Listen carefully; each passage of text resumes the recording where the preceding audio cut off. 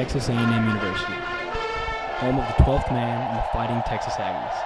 A prestigious university known not only for its avid football program and spirited student body, but also for the academic excellence and an environment open to cultural exploration and acceptance. The widespread civil rights movement in 1963 provided the first opportunity for higher learning for African American students. Since those trying times of segregation and closed-mindedness, African American enrollment has increased drastically, but not yet to the degree in which they should be.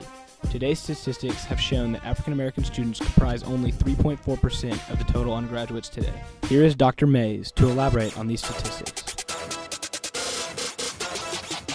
I don't do that. I thought you knew that. I might have to be rude and tell you straight. Dr. Ruben A. Buford, man, professor of sociology here at Texas A&M University. I've been here since 2005. Before this, I taught at the University of Georgia for 9 years. I received my PhD from the University of Chicago and my master's from DePaul University and my BA from Aurora University. Were you aware that there was an Africana Studies program at Texas A&M? No. I have no idea.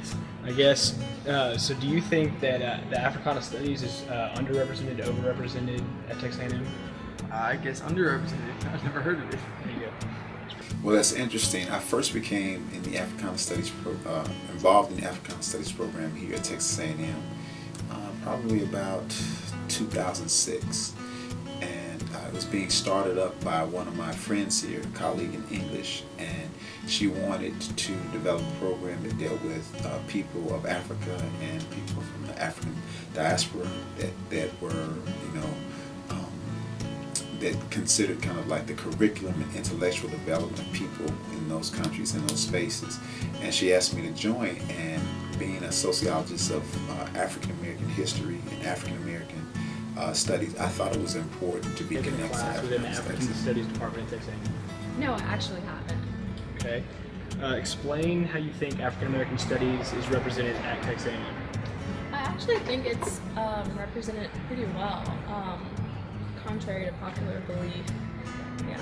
In a society where doctors, engineers, CEOs are the professions and fields of study that are the most encouraged, what would you say to a student who has an interest in studying in the Africana Studies program? This is interesting. I think a lot of us, meaning young people who, and I'm no longer a young person, but people who kind of go to a college, they think about their professions in a very kind of money-oriented or driven way, and a lot of times they don't necessarily understand the value of getting a liberal arts degree or liberal arts training. And Africana Studies is one of those areas of study that's quite useful for the people in a range of different professions. Have you ever taken an African American Studies class at Texas A&M?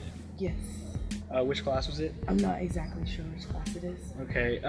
Do you think it's important to have an African American Studies department at A&M? Yes, I think it's very important. I think it's important because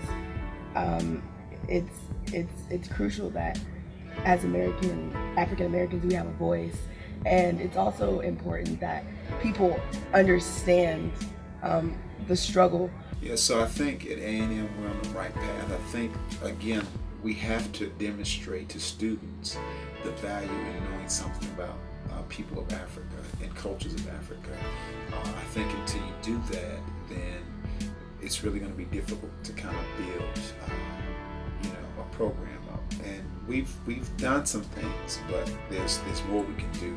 Have you ever taken an Africana Studies course at A&M? No, I have not taken an Africana Studies course at Texas A&M. How do you feel about the current representation in the Africana Studies department at A&M?